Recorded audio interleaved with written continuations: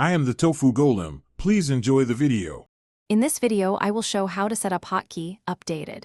Start by choosing the app or system area where you want a hotkey and identify an unused key combination that won't conflict with default shortcuts. Next, open the app's keyboard or shortcut settings and create a new shortcut by assigning the chosen keys to the desired action. Finally, test it, adjust timing or modifiers, and save a reusable profile for backup. Think about which modifier keys feel natural and which actions you trigger most often when planning hotkeys.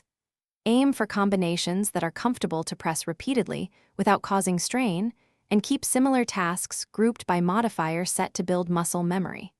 Consider reachability across your keyboard layout and whether you need the hotkey to work in multiple apps. Test the choice in real tasks to ensure it's faster than the original method. If you're finding this video helpful, please subscribe and like to support more updates.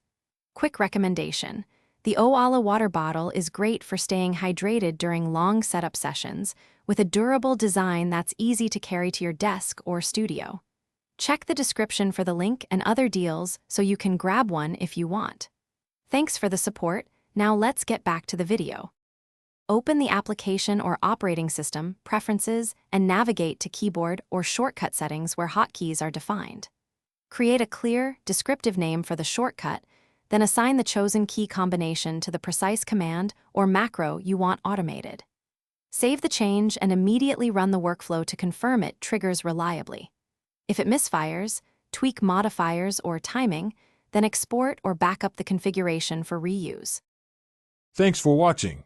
Consider subscribing if we helped you today.